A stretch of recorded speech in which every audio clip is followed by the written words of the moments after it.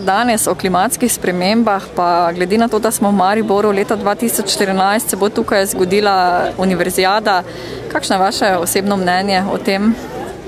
Projekt ne poznam dovolj dobro, poznam samo idejo, ki jo v osnovi podpiram. Seveda pa to ne pomeni podporo za prav konkretne projekte ali posege v okolje. Jaz vendarle upam, da večina objektov je in da jih za to študentsko olimpijado, da jih je možno pripraviti na okolju prijazen in primeren način, ne da bi bistveno posegali ali pa sploh ne posegali v naravo. Sicer pa se mi zdi, da je lahko takšna univerzijada, potem seveda lahko izgovor za kakšne radikalne posege, to pa se mi gotovo ne bi zdelo dobro. Skratka, tako kot so prijavitelji zatrjevali, je vendarle večina objektov tu in z izboljšavo teh objektov bi celo prispevali k boljšemu umeščanju in izposobitvi teh objektov.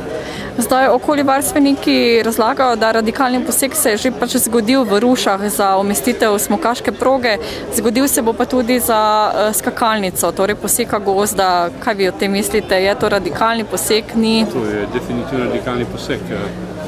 Ne vem, mi imamo v Sloveniji zelo veliko skakalnic, kar nekaj, ne morem pravno zelo veliko, in mislim, da za takšno tekmo bi jo prav mogoče bilo lahko prenesti izven širše okolice Maribora kam drugam. Nisem prepričan, da bi samo za to bilo potrebno zgraditi takšen objekt. Skakalnice so zelo občutljiv objekt, so naslonjene na pobočja, strma pobočja, in seveda lahko pomenijo veliko tveganje. Skratka, tu bi vendarle morali razmisliti o mogoče boljših rešitvah. Ampak jaz problematike ne poznam do te mere, da bi lahko dajal dokončne meritorne sodbe, pa vendarle mislim, da bi morali iti investitorji iz načela čim manj poseganja v naravno okolje.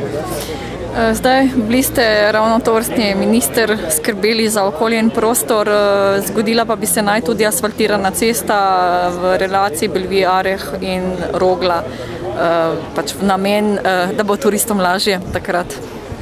Ne vem, če bo turistom lažje, jaz računam, da bo takrat sneg in v vsakem primeru ne bo lažje. Še enkrat bi rekel to, da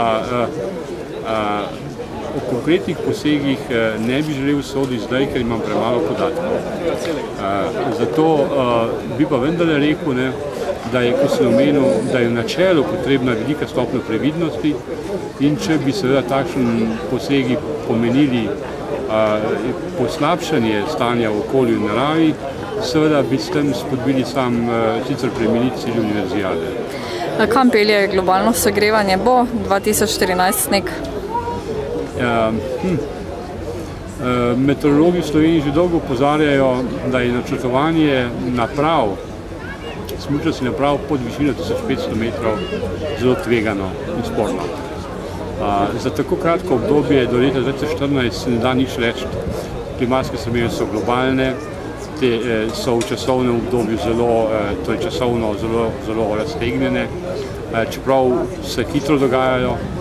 Pa vendarle je treba računati na to, da se utegne klima spremeniti do te mere, da objekti naprave za smučanje pod to višino 1500 metrov so sporni z vidika vsaj neke dolgotrajne snežne vode. Kakšno je vaše mnenje o sežigalnici v Mariboru? Jaz bi rekel, zdaj je že vprašanje tudi pojmovno.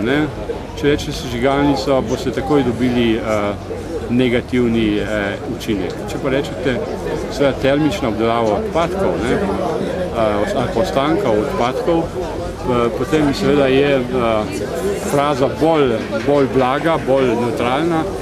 A v vsakem primeru takšen objekt mora biti lociran tam in tako, da seveda čim manj vpliva, predvsem glede zraka in vožnje in tako naprej, na okolje, in brezpogojno mora izpolnjevati zelo visoke standarde, kar zadeva emisije v zrak.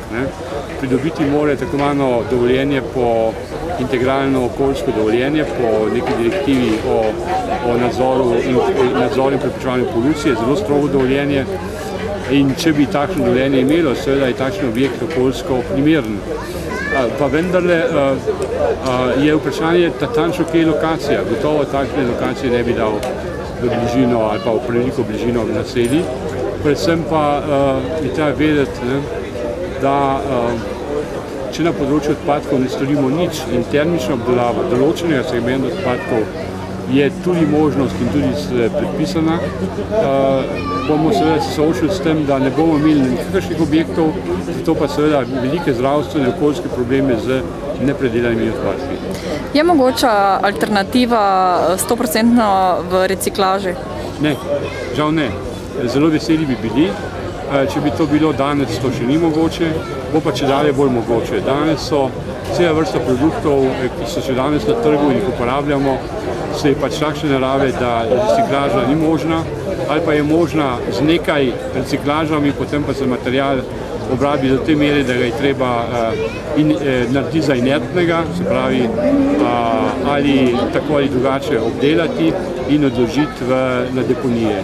Treba se zavedati, da danes odlagamo v Sloveniji še vse preveč odpadkov na deponije, tako rekoč 85%, in da moramo ta procent bistveno zmanjšati, kar pomeni, da moramo odpadke snovno predelati najprej, torej najprej poskušati s ponovno uporabo, reciklažo, snovno predelavo in potem možnimi oblikami inertiziranja, med katerimi je ena tudi termična obdelava, in potem ostanka, ki je inerten, neškodljiv, odložiti varno za to pripravljene deponije. Po zares klepetu bo kaj časa za obisk festivala? So danes Pankrti. No, danes prav gotovo ne bom šel iz Maribora, verjetno jutri zjutraj. Torej, zdaj ste mi odgovorili, kakšni glasbi se nagibate? Prav gotovo. To so moji prijatelji.